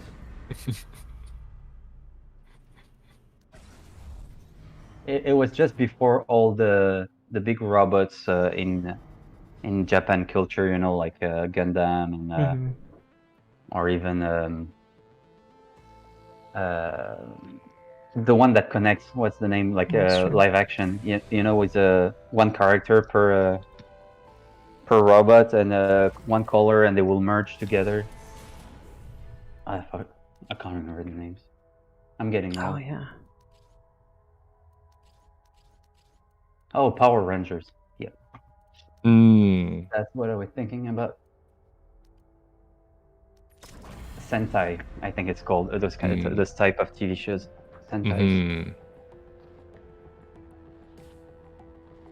Thank you, Kalaria. Pointing out I could make a tier 2 ship. I wasn't sure if I had enough credits to unlock the hall. I'm like, I'll just do it quick. But you were right. This is the correct decision.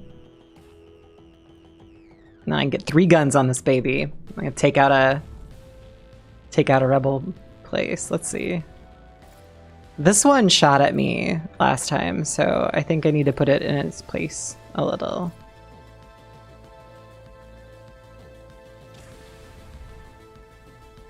Oh yeah, it is capping at 100.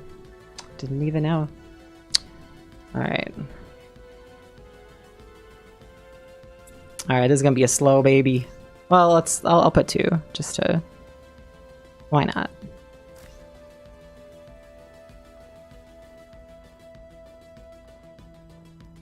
Okay, got confirmation from Andy that no cap to the cap.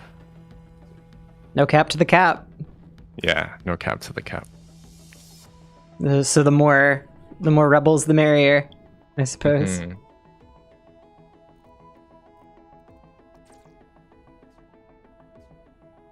Oh, that's a big boy right here.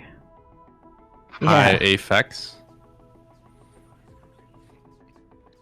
We are almost done for today.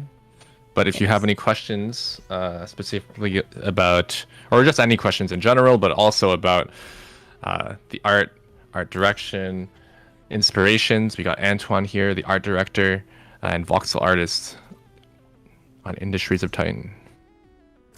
It's a perfect time to ask.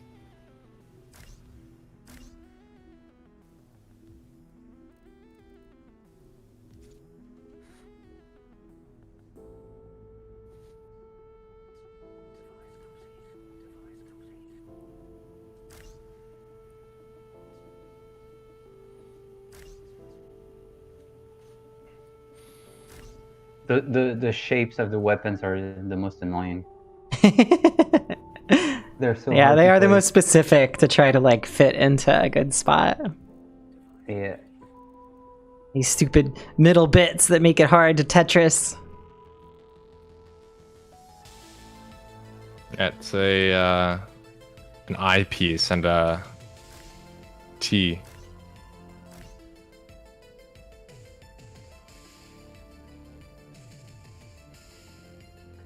Well, actually, yeah, it's pretty good. It gives you space for those pylons, those relays in the corner.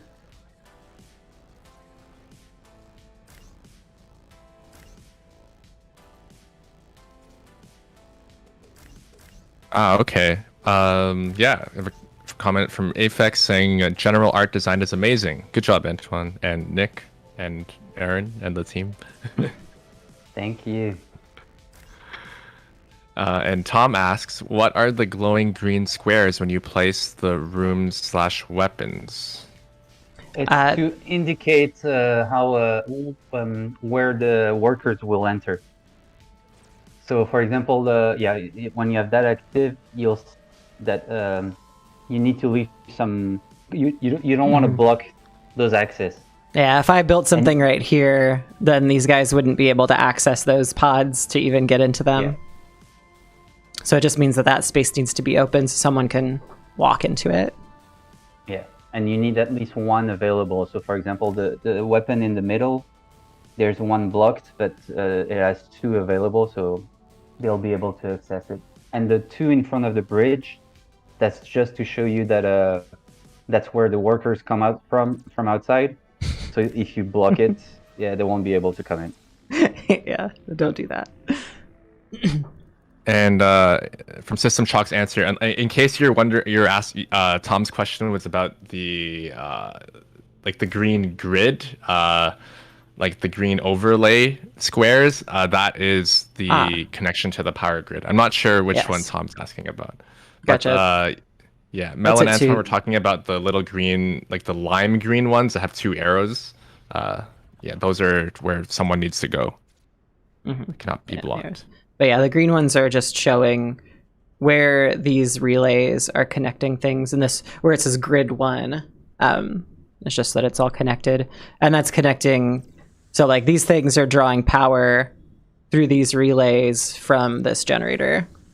Just kind of showing what things are there. And if I built it outside of that, then it would be like this. Like it doesn't have power. No energy. Yeah, you need to switch the grid at the top UI. It's not automatic. We have to fix this. It's showing you the city grid at the moment. Oh, right. Once I... this is the Angry Hornet. I see why that doesn't have any power. It's because I need more energy. Let's throw in some more of these bad boys.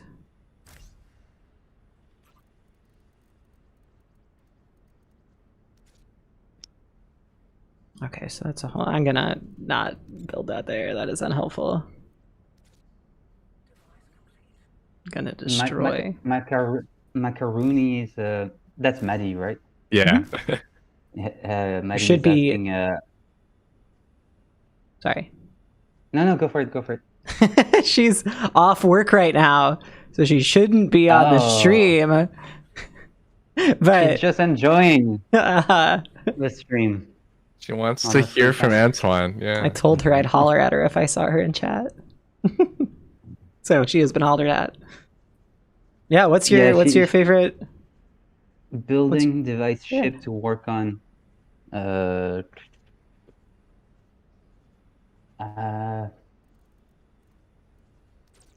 I think the answer, like, there's two things, like which one is my favorite and which one it was my favorite to work on. I think that's two different things. Like the factory, I really like how the factory looks because it's called Industries of Titan, and I like that it looks Mm-hmm. like a factory, but Yeah. it looks also futuristic and also steampunky. So Mhm. I'm really happy of how it looks, but it was not the easiest to make. We did a lot of iteration. I love the little the re- arm on it going. yeah, I like the little details like that. Mhm.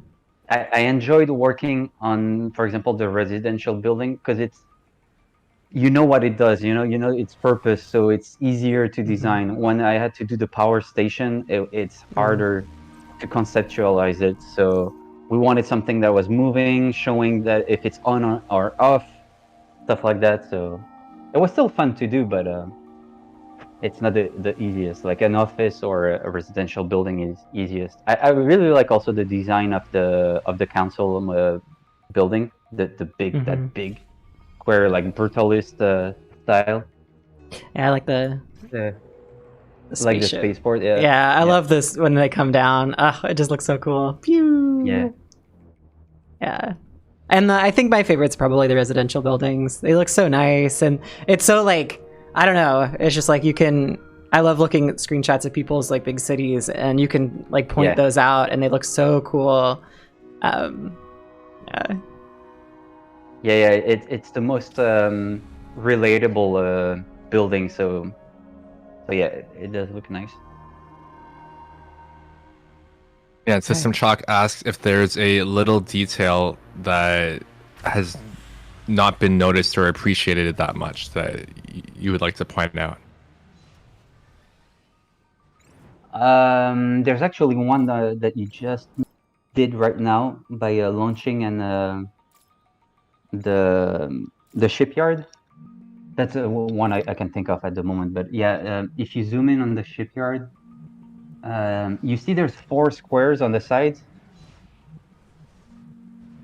Oh wait, actually it's not doing it. Okay, then there's a bug. Oh yeah, no, there it is. Did you see those little chimneys coming out? Harold. Yep. And Oh, yeah. and the orange line that is like blinking because there's a ship inside. Like all those little animations. Yeah. It's long to do. It's small details. Not everyone notices it, but when it all comes together, I really enjoy it. Yeah, there was a lot of time spent on the shipyard, and I like when those little chimneys like come out or off or on.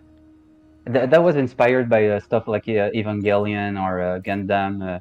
There's a lot of little animation for computer stuff, discs coming in or out, doors opening and stuff like that. I'm a big fan of that kind of thing. Yeah, I love that this is like obviously that flooring that we build the ship on right there that lifts up and comes down. Yeah, that's cool too. I didn't notice that these things, they do. They like pop out to show like, hey, there's a ship in here. That's awesome. Some other details like Marlon just said, in the storage building, the boxes will depend on the amount of stuff inside. Yeah, just like like these, like how they light up too. Yeah, and same in the trucks, like in the back of the trucks, if they're transporting resources, it will be a different box per type of resource, and it will be empty or a quarter a quarter full or a half full. You can see that if you zoom in on the trucks. What are their little details? Oh, Yeah, one that I love, it's the effect, a little detail, but if you zoom in on the rune, maybe not during the night, it will be hard to see, but there's a little bit of dust being blown away by the wind that comes out from the edges of the runes.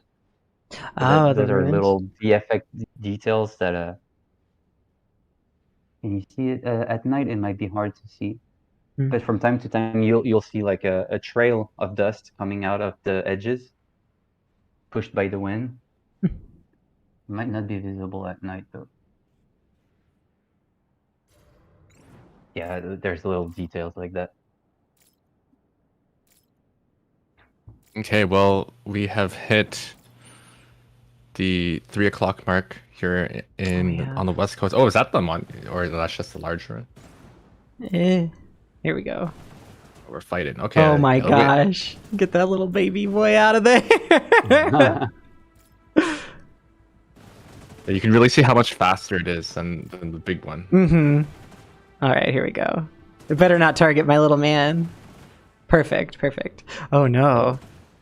Actually, let's I gotta slow this down a little bit. Okay, let's we can come back. We're running away.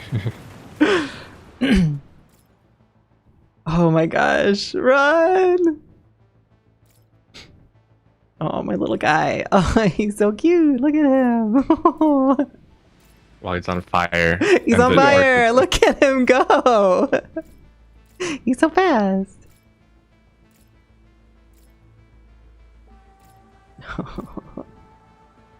Turns on a dime. Nicholas asked, what inspired you regarding the whole styling design of buildings? Where do you get your inspiration from? Yeah, the question has been asked, but I mean, just briefly. Yeah, the briefly inspiration for buildings, cyberpunk, brutalism, and art deco, and a bit of steampunk. And brutalism because there's no texturing. It's it's voxel art, so it's just the color of each cube. There's no real texture on top of it, except VFX like right now on the damaged hull. But yeah, since there's no texturing, brutalism is a good thing. It's all often just one color building or just a stripe of color somewhere. It's not super detailed. So yeah, that was an inspiration, and then yeah, for sure, cyberpunk. Okay, I'm linking. Oh, I didn't link the video, but I've linked a video, the developer log I mentioned earlier, where Antoine talks about his inspirations and how he got started on Industries of Titan. Yeah, but yeah, thanks Antoine for being here. Yeah, we can probably I could probably stop flying around and being silly. Yeah. But yeah, thanks everybody for seeing the stream. Yeah, like you said, updates out for this tomorrow. Tomorrow. Yes. Thank you. Sorry, I got very distracted making my guy do donuts. But yes. Thanks for watching the stream, everybody. Thank you, everyone. Yeah. Thanks for being here, Antoine and Jared. No problem. You guys have a good day. All right.